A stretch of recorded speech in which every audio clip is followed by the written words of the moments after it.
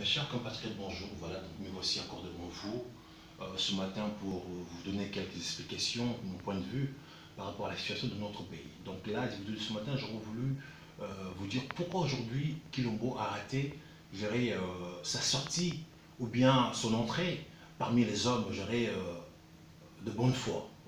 Ça veut dire quoi? Un chef d'État dans son pays, peu importe son arrivée, nommé ou pas nommé, quand on tue ne fût-ce qu'un de ses concitoyens, il doit tout arrêter et monter au chrono, taper sur la table s'il faut, pour dire qu'est-ce qui se passe.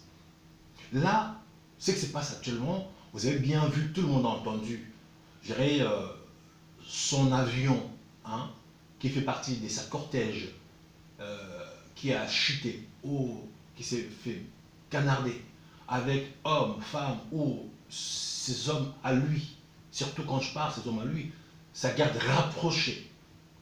Puisque si je fais ces vidéos-là, puisque c'est un de ces hommes à lui qui vient de m'appeler, puisque tant que l'homme du métier, tant que formateur, ils sont déçus, M. Kilombo. Je vais vous expliquer une chose. Un président n'est pas un président s'il n'a pas sa garde rapprochée.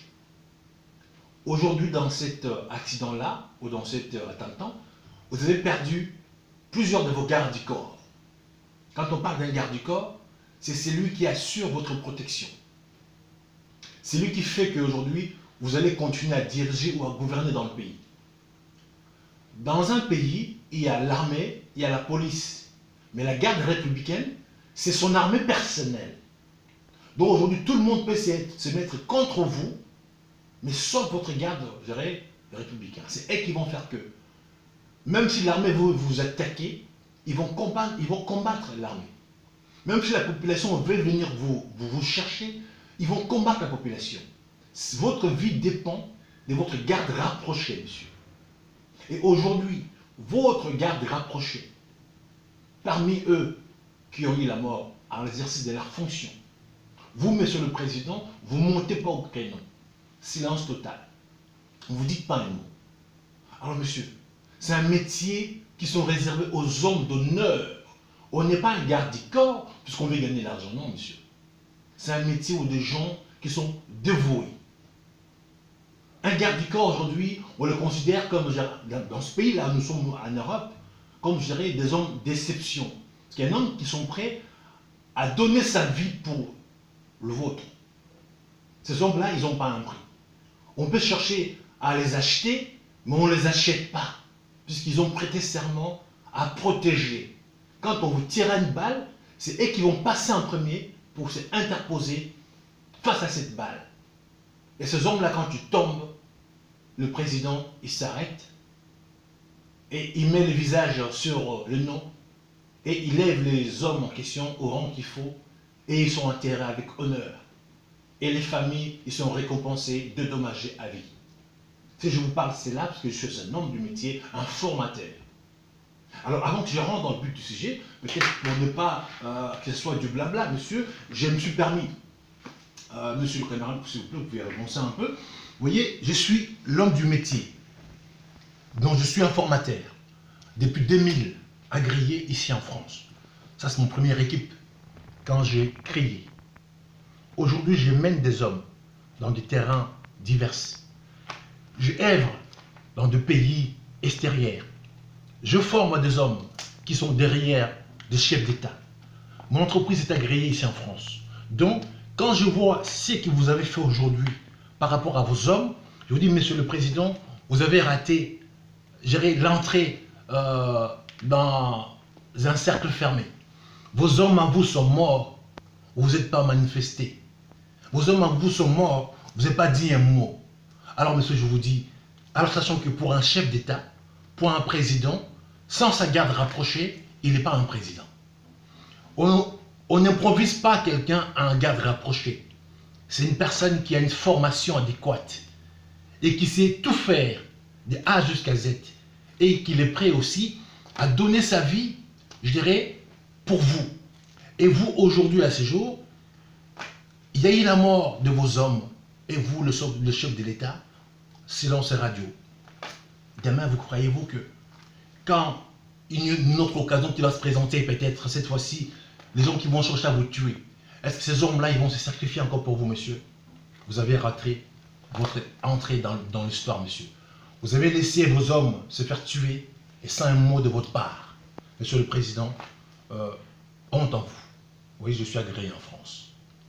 Alors, mes chers amis, voilà, je suis agréé. Aujourd'hui, par rapport à l'appel de cet homme qui est proche de Kilombo qui m'a appelé, ça m'a fait mal au cœur, Monsieur le Président. Vous savez, dans ce métier, on n'improvise pas un garde du corps. Ce sont des hommes qui sont formés. Vous savez, un général, pour qu'il soit un général, il faut qu'il fasse 3 choses. Il faut qu'il puisse, je dirais, se mouiller la chemise avec ses hommes. Il faut qu'il mange à la main avec ses hommes. Il faut qu'il puisse boire avec ses hommes pour créer ces liens. Le jour où il y aura le combat, le général là, il va aller avec ses hommes sur le terrain, ils vont se battre jusqu'à la mort. Ça, c'est un général. Un président, pour qu'il soit un président, il doit être proche de ses hommes. Il doit connaître leur famille. Il doit les assister. Surtout, l'équipe rapprochée, c'est votre vie. C'est eux contre tout le monde entier. Demain, tout le Congo peut se lever pour vous attaquer. Et s'il dit non, ils ne vont pas rentrer. Vous savez, aujourd'hui, c'est ce qui se passe là. À Ngakati, Kabila. Il n'est plus président, entre parenthèses. Mais ça garde les rapprochés là, monsieur. Demain, tout le Congo peut se lever pour rentrer avec Ngakati, monsieur. Vous n'allez pas rentrer. Parce que Kabila, il est comme ça avec ses hommes. Depuis qu'il y a eu cet avion-là qui est tombé, il a renforcé sa garde rapprochée. Il a 1000 hommes encore de plus. Demain, tout le Congo peut se lever pour aller rentrer à Ngakati, monsieur. Ces hommes-là, ils vont combattre jusqu'à la mort. Ici, il faut tuer, ils vont tuer tous les Congos pour qu'on ne puisse pas toucher à Kabila. C'est ça le rôle d'un garde rapproché, monsieur. Et vous, monsieur le Président, les vôtres sont tombés, même pas un mot. Comment voulez-vous demain peut-être susciter le côté patriotisme au fils du pays? On voit un homme qui sert le président de la République, qui est tombé. Le président ne s'arrête pas, nos drapeaux ne sont pas en berne, le président ne fait pas une déclaration solennelle, on n'attend pas son allocution, silence radio. On ne sait pas combien des hommes qui sont morts dans cet Antonov. Il faut que maintenant, les gens qui sont chez vous, là, qui me connaissent, qui m'appellent, président, tu peux nous aider. Voici ce qui se passe. Monsieur, si maintenant, moi qui est à l'extérieur, vos hommes à vous qui peuvent m'appeler, ils savent que je suis votre opposant, mais vous êtes en danger, monsieur. C'est lui qui m'a appelé là. Ça veut dire qu'aujourd'hui, il est en désespoir. Ils sont là, mais son esprit n'est plus là, monsieur. On vous a vu aller chez votre chauffeur maréchal. Très bien, monsieur, je vous dis une chose. Ne confondez pas les choses, monsieur. Votre chauffeur, ce n'est pas un chauffeur de sécurité, monsieur. Pour être un chauffeur de chef d'État, monsieur, il y a une formation adéquate. Est-ce que c'est monsieur maréchal, paix à son âme? Demain, si c'est arrivé que vous étiez dans une embuscade quelconque, il était prêt à vous sortir d'une situation, je dirais, chaotique, ou peut-être prendre la voiture à 150 km et puis virer à droite à 90 à l'heure, monsieur, sans vous faire chuter la voiture. Est-ce que votre chauffeur maréchal était prêt demain à faire un marche en arrière à 150 à l'heure pendant 1 km? Monsieur, on ne peut pas confondre confiance et les compétences, monsieur. Ce qui tue aujourd'hui votre entourage, monsieur, vous mettez des hommes de confiance autour de vous, alors vous devez avoir des hommes compétents autour de vous. Votre chauffeur, c'est votre chauffeur dans le privé, mais vous êtes un chef d'État. Vous devez avoir un homme formé dans le métier des chauffeurs de sécurité. Cet homme-là, aujourd'hui, il peut foncer sur la foule et les yeux ouverts, monsieur. Si demain vous êtes embêté, vous êtes dans un embuscade, ces monsieur-là, il ne va pas hésiter d'écraser 1000 personnes avec vous pour partir. Voici ce que je dis, c'est choquant, mais c'est comme ça, ce métier. Alors votre maréchal, il avait cette formation-là, monsieur. Si demain vous êtes dans une embuscade, que vous devez fouiller en partir, est-ce que vous pensez que vous devez arriver avec un chauffeur comme ça qui n'est pas un chauffeur de formation? Monsieur le Président, vous dirigez le Congo comme, je dirais, la mère Teresa. Quand on est à la tête du pays, monsieur, ce n'est pas la mère Teresa, monsieur, c'est des gens compétents. Si moi qui vous parle, je ne suis pas compétent, tu ne me donneras pas un travail si j'étais demandeur d'emploi, mais je ne le suis pas. Donc on donne les hommes ou les gens le poste qu'il faut avec la compétence. Vous êtes vraiment la mère Teresa. Vous gouvernez le Congo, Oui, oui, j'ai confiance en lui. Monsieur, je vais vous dire encore une chose. Monsieur le Président, votre homme de dos, votre LD-Camp, monsieur, c'est un policier que j'ai connu, moi, à Kinshasa, à côté de votre père. C'est un homme gentil. Je suis rien. Au fait, je ne suis pas contre lui. Mais vous êtes un chef d'État. Vous savez, pour être au dos du chef d'État, monsieur, quelle formation? Est-ce que votre policier, là, monsieur, il a fait l'école Saint-Cyr, monsieur? Saint-Cyr en France, mais ailleurs, monsieur. Il doit sortir d'une école militaire. Puisque cet homme-là, si demain, au Congo, on avait l'arme nucléaire, c'est lui qui devait apporter cette mallette. Que demain, s'il faut appuyer sur le bouton, il devait avoir, s'il y avait 4 codes, lui il devait avoir les 2 premiers chiffres, ou les 2 derniers, vous le 2. Au cas où si peut-être vous étiez en danger, il fallait déclencher la bombe nucléaire, avec votre permission, monsieur, il appuyait sur le bouton. Vous comprenez ça, monsieur? Votre homme est derrière, le policier qui sont derrière vous, monsieur. Il devait sortir des Saint-Cyr, de l'école militaire. Oui, c'était le policier qui était derrière vous, votre père. Pas votre compassion pour peut-être récompenser. Vous avez amené ce type au plus haut sommet qu'il ne devait même pas avoir. Je ne suis pas contre. Mais ce type aujourd'hui, est-ce qu'il a la formation adéquate pour ça? Le jour où vous serez face à un problème, est-ce qu'il saura faire quoi que ce soit depuis que vous êtes avec lui? Est-ce qu'il a eu le temps peut-être de se rattraper, faire une formation de ce métier, monsieur? Je vais vous rappeler. Le jour de votre prestation de serment, monsieur, vous avez fait un malaise quand vous avez dit Marty, Marty, Marty, monsieur. Vous commencez à convulser debout. Et ce type derrière vous, monsieur, il n'a pas vu, monsieur. Il n'a pas pu vous secourir, monsieur. C'est les gens qui sont venus de l'extérieur qui vous ont fait asseoir. En plus, avec votre poids. Vous faites 1m90, je pense, peut-être. Lui, il fait 1m70. Et le jour où vous allez tomber sur lui, monsieur. Vraiment, c'est dommage que je puisse vous mettre en porte-à-faux, monsieur. Vous êtes à la tête d'un pays, monsieur. Dans un pays, il n'y a pas des enfants de cœur. C'est la réalité, monsieur. C'est comme vous allez faire des promesses par-ci, par-là. Vous prêchez la bonne nouvelle. Arrêtez les églises, monsieur. Ne va plus à l'église, puisque vous fonctionnez comme un pasteur. Vous êtes un chef d'État. Votre parole doit être pesante. Quand c'est dit, c'est fait. Quand vous promettez à nos enfants la gratuité de l'école, maintenant ça devient ambigu, bon ok, on le fera en compte-goutte. Mais pourquoi vous avez parlé, monsieur? Vous êtes un chef d'État. Vous ne devez pas parler si vous n'êtes pas sûr de l'exécution de votre parole, monsieur. Sinon, vous perdez le pouvoir. Monsieur le chef d'État aujourd'hui, monsieur Kilombo, vous avez raté votre entrée dans le cercle fermé des hommes d'honneur.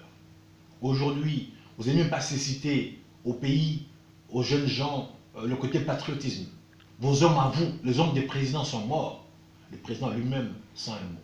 Vous pensez que vous pouvez encore susciter la vocation dans ce métier-là? Les gens qui m'ont dit, mais si tu vois ceux qui sont derrière le président même, ils sont morts, et dit rien, et alors nous qui sont en bas, le pays est mort, monsieur. Et en plus, là, vous allez engager le pays dans une guerre.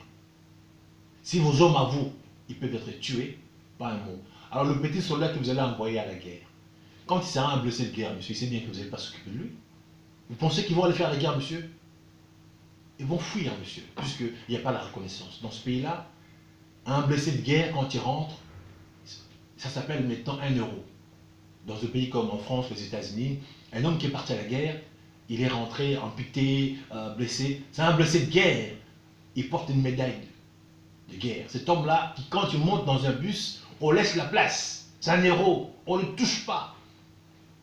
Il est payé, soigné toute sa vie, puisqu'il a combattu pour le pays. Vous voyez, dans nos pays qui se respectent, un homme qui est parti à la guerre, quand il rentre, ça devient un grand homme.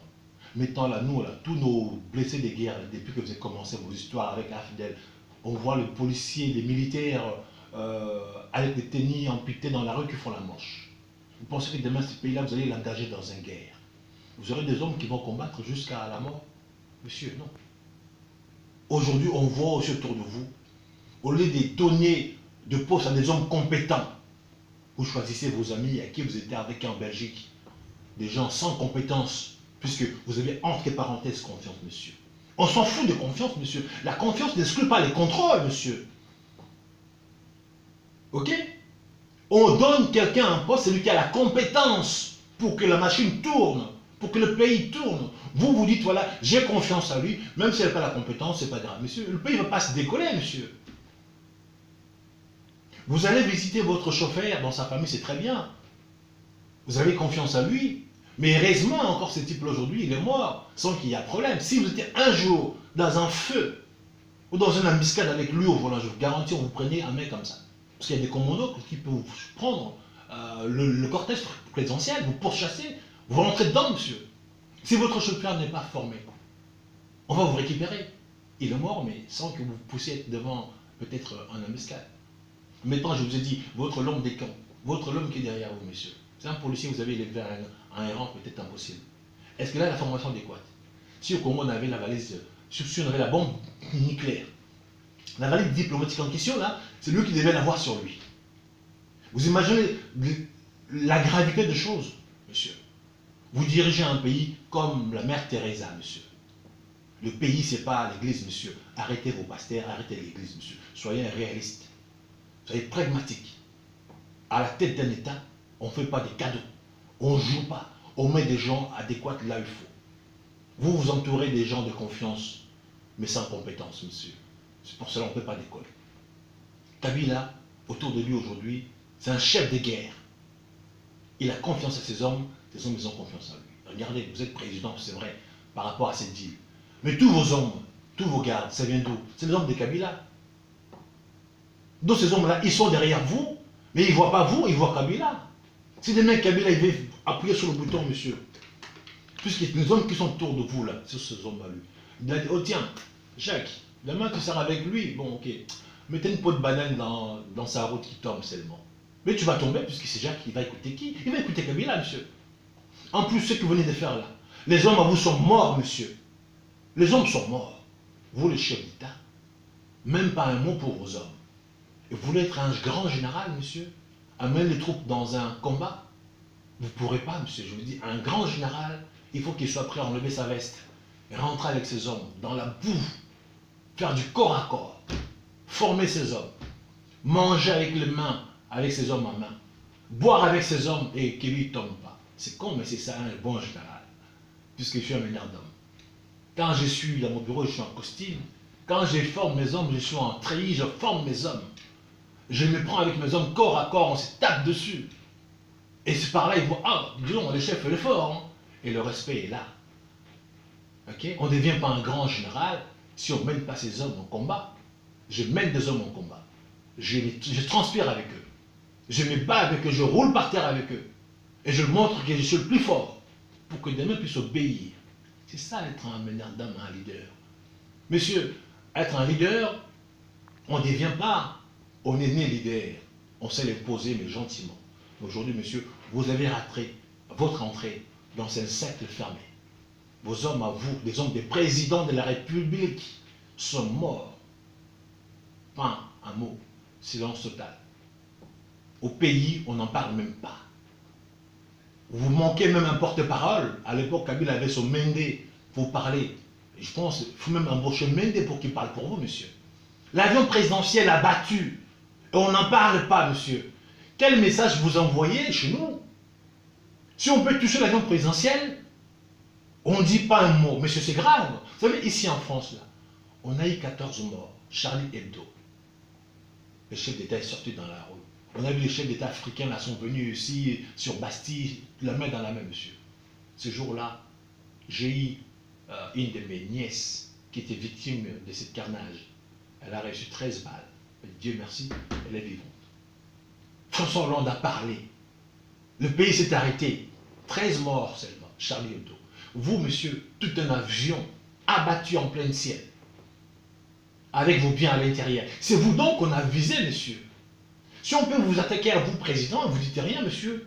Le message est passé, monsieur. Ce type-là, on peut l'attaquer. Il va dire, il dit quoi? Puisqu'il n'a pas d'homme, il n'a pas de compétences, il n'a pas d'homme formé. Donc je pense qu'aujourd'hui, vous avez montré votre nudité. Demain, qui que ce soit qui veut s'attaquer au Congo pourra le faire. Parce que vous ne tapez pas sur la table. Vous ne montez pas au créneau. Et je pense que dans le jour à venir, vous êtes en danger, monsieur. C'est un homme averti qui vous dit. Vous avez raté l'occasion de lever vos hommes à un rang supérieur faire que leur mort ne soit pas un mort en vain, pour que ça puisse plus se répéter. Vous laissez vos morts pour morts, mais bêtement, sans un mot, sans remerciement. Ces gens-là, on devait les enterrer. Même si aujourd'hui le corps n'hésite pas, vous devez prendre des cercueils vides, posés, avec une photo. Parce que vous savez qui sont ces gens-là. Il y a la listing des gens qui sont montés dans l'avion. Exposé quelque part, comme ici on voit, quand quelqu'un qui est mort, on prend le corps, on ramène dans l'école militaire, on pose le cercueil, on met la photo, on met le drapeau. Vous devez faire ça pour encourager les autres à faire leur métier. Parce que les gens qui font ce métier-là, ce n'est pas des gens qui cherchent l'argent, monsieur. C'est des gens qui ont la conviction d'aider tout un pays. C'est comme ici en France, quand un pompier sont morts, tout le monde devient pompier. Quand un policier qui est mort, tout le monde devient pompier, plutôt un policier, parce que ce sont des métiers des hommes des valeurs. Un homme de valeur, on ne les considère pas, c'est pas un homme qu'on doit minimiser, monsieur. Un homme de valeur vaut 10 fois que de l'argent, que ces hommes-là, ils s'en foutent de l'argent. En France, un policier, dans la famille, ils ne sont pas riches, mais ils sont des hommes d'honneur. Chez eux, on parle des valeurs, on parle de l'honneur, on parle de la nation, on ne parle pas d'argent, on s'en fout de l'argent. C'est des futilités. Ces hommes-là, autour de vous, et aujourd'hui, on arrive à les tuer, vous le président, vous ne montez pas au créneau. Quand vous perdez des hommes de valeur comme ça, mais ce qui reste, c'est qui, monsieur? C'est des justières, monsieur. On ne met pas autour des gens comme vous, comme un président de justière. C'est des hommes qui ne cherchent pas l'argent. C'est des hommes qui ont la parole, des hommes d'honneur, qui doivent mourir pour leur parole. Et ces hommes-là sont morts pour vous, monsieur le président. Vous, pas un mot. Et j'ai reçu un coup de fil des gens qui sont là-bas. On me dit, monsieur le président, nous sommes étonnés. L'un de notre est tombé. On avait vu votre mécondoléance, que j'avais commencé en premier, souhaiter un mécondoléance aux hommes, le premier jour même. J'avais fait une vidéo où j'avais souhaité les condoléances aux frères d'âme. Parce que je pensais peut-être vous, derrière, tant que le président, quand vous serez un peu au courant de tout ce qui s'est passé, peut-être après, quand vous allez voir l'appareil, tout ça, là, vous allez monter au créneau pour dire au peuple congolais ce qui s'est passé. Et je vois, on retrouve l'appareil, et vous prenez votre avion pour aller aux États-Unis, monsieur. Mais c'est grave. Que hier soir, on m'appelle hier soir, monsieur. Je vous dis, hier soir, on m'appelle à minuit pour ça. Je vous dis, ce matin, non. Avant que je sorte chez moi, j'ai réfléchi, il faut que je parle de ça. Donc si aujourd'hui, dans votre entourage, monsieur le président, je suis suivi, et qu'on m'appelle moi, pour dénoncer ce que vous avez fait, monsieur, vous êtes en danger, monsieur. L'homme qui aujourd'hui est là, qui m'appelle demain, si quelqu'un d'autre me propose des millions, mais sachant que cet homme-là, il est en Afrique, monsieur, s'il a faim, monsieur, il peut prendre l'argent, monsieur. Cet homme-là, il peut vous abattre. Non, monsieur le président, vous êtes en danger. Vos hommes ne sont pas considérés. On est grand si on considère les petits. Sans les petits, les grands n'existaient pas. Alors, mes frères d'armes, j'ai parlé pour vous. Malheureusement, vous avez un président nommé. Ils ne connaissent pas la valeur de ce que vous êtes. Moi, je connais votre valeur parce que je suis sorti de là. Je suis formateur, patron d'une entreprise, plus de 20 ans. Donc, je soutiens, je compatis à votre malheur. J'avais souhaité mes condoléances dès le premier jour que l'avion en question était tombé. Je me suis arrêté là pour respect. De façon que lui-même, le président, qui fasse, je dirais, sa déclaration. Mais j'ai vu qu'il n'a pas fait. Bon, maintenant on va appeler, je dis ce que je devais dire. J'espère que ce président en question, cette fois-ci, va voir que là, il est en danger. Je pense qu'aujourd'hui, autour de lui, il y a des gens qui le suivent, mais ils ne sont pas là, ces gens-là. Évidemment, on prend, puisqu'il y a un pétard, on jette autour de vous, mais vous allez le voir, vos hommes là, au lieu qu'ils se sautent sur vous, ils vont tomber par terre. Parce qu'aujourd'hui, vous avez cassé la morale de votre troupe. Un général ne casse pas la morale de sa troupe. Quand un est mort, on s'arrête, on le porte, on l'enterre, on boit avec eux, on danse avec les autres pour booster l'équipe. Vous avez cassé la morale de votre troupe. Messieurs, demain, je vous dis bien, je prends juste un pétard pendant que vous sortez là, on jette en l'air, monsieur, toute votre équipe là, ils vont se mettre par terre. Vous allez rester tout seul debout pour dire que vous n'avez plus la protection. Alors, confondez pas vitesse et précipitation. Là où vous êtes, messieurs, on s'en fout des gens de confiance. On veut des hommes compétents. Vous n'êtes pas la mère Teresa, monsieur. Le pays, ce n'est pas une église, monsieur. Vous devez prendre des gens compétents autour de vous pour qu'on puisse décoller l'appareil, gérer l'État. Si vous prenez des gens par confiance, ils ne sauront pas faire le travail. votre maréchal paie à son âme, mais n'était pas formé en tant que chauffeur de sécurité. Maintenant, ce qui vous reste là, votre homme de dos, là, elle des camps, c'est quelqu'un de confiance depuis votre père, mais ce n'est pas son métier. Je m'arrête là pour ne pas tout vous dévoiler. Alors, mes chers concitoyens, je pense que vous devez savoir que le Congo est un danger parce que nous avons un président qui le dirige comme la mère Teresa. Il ramène ses amis de l'Europe, des gens pas compétents, et fait des ministres. Comment voulez-vous demain que dans ce ministère, il y a des projets qui voient le jour, sauf seulement, vous voulez l'argent comme on voit là, 15 millions par-ci, rétro-commerciaux par-là. Donc le COP, le Congo ne peut pas décoller. On doit mettre fin à cela. Et je pense que dans le jour à venir. Alors je vous souhaite un beau week-end et que la paix et l'amour règnent dans nos familles. Le Congo sera libéré parce que le Congo a ses fils dignes, justes, qui sont des hommes d'honneur, qui savent faire des choses. On va arriver. Merci à vous.